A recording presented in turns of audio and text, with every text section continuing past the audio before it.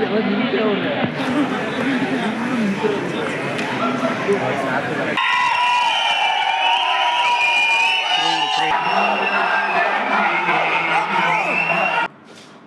நண்பா நண்பிகள், நான் உங்கள் நண்பன் ராக்கி விஜய். இன்றைக்கி பிறந்தநாள் யாராவது கொண்டாடுறீங்களா? இனி பிறந்த வாழ்த்துக்கள் டு ஆல் மை நண்பார்கள் என் பெரிய தென்மகளே. ஓகே, ஸோ ரொம்ப நாள் கழிச்சு வீடியோ பண்ணுறேன். சாரி ஃபார் டிலே இந்த வீடியோ.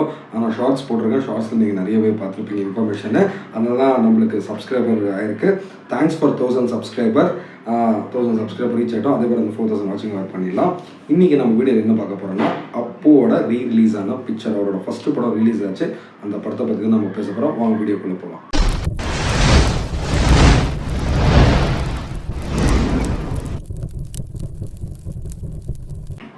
ஓகே, ஃபஸ்ட்டு படம் அப்பு. இதுக்கு அஸ்திவாரம் ஃபவுண்டேஷன் எல்லாம் சொல்லிடுறேன். ஃபஸ்ட்டு இந்த படத்தை அப்பு லைக் ராஜ்குமார் ப்ரொடக்ஷன்ஸ்லேயே பண்ணிருந்து, லைக் டைரக்டர் பூரி ஜெகநாத் நிறைய ஃபேமஸ் படம்லாம் பண்ணவர்.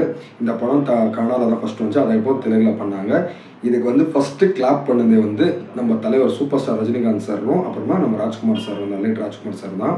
நம்ம லேட் புனித் ராஜ்குமார் அண்ணாவோட பிறந்தநாள் 17ஆம் தேதி வருது, திங்கக்கிழமை. அதை முன்னிட்டு தான் ஃப்ரைடே சாட்டர்டே சண்டேன்னு சொல்லிட்டு இன்னும் ஒரு வாரம் இந்த படத்தை தேட்டரில் போய் பாருங்கள். ஒருத்தர் நீங்கள் நம்ப காட்டி போங்க, நீ பெங்களூரில் இருக்கிறதுனால நீ இப்படி பேச அப்படி பேச நீங்கள் சொன்னால் கூட பரவாயில்ல.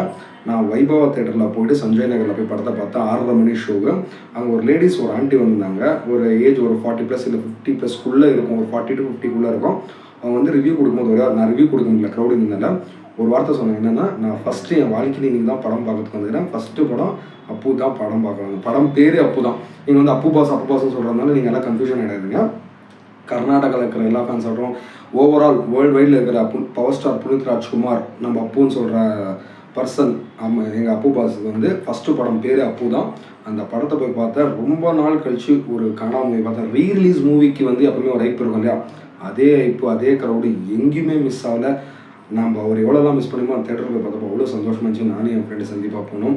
6:30 மணி ஷோ போனோம். 9 மணிக்கெல்லாம் முடிஞ்சிச்சு. செம்மையாக இருந்துச்சு ஒரு ஃபீலு.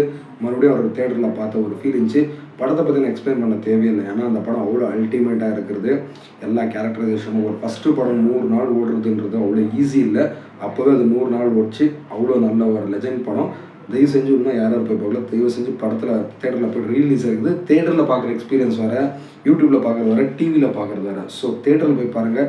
பழைய படம்லாம் ரிலீஸ் பண்ணுறாங்கன்னா அதெல்லாம் வரப்பிரசாத மாதிரி போய் தேட்டரில் பார்த்துட்டு வந்தால் தான் அதுக்கு ஒரு சந்தோஷம், ஒரு இது இருக்கும்.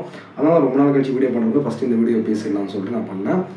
அந்த படத்தை பற்றி நான் ஃபுல்லாக overall review it's love based. ஒரு யங் மேன் லவ் பண்ணுறான். லவ் பண்ண எப்படி கல்யாணம் பண்ணுறான், அங்கே அவனுக்கு என்னென்னலாம் பிரச்சனை ஆகுது. ஒரு ஹெட் கான்ஸ்டபிள் பையன், பொண்ணு கமிஷனர் பொண்ணு, ஏன் இவங்க லவ் பண்ணக்கூடாதா, என்ன எங்களுக்கும் நாங்கள் மனுஷன் இல்லையான்றத ஒரு நீட்டாக காட்டிக்கிறாங்க. அதில் ஒரு கமர்ஷியல், ஃபேமிலி, லவ், என்டர்டைன்மெண்ட் எல்லாமே கலந்து தான் அந்த படம்.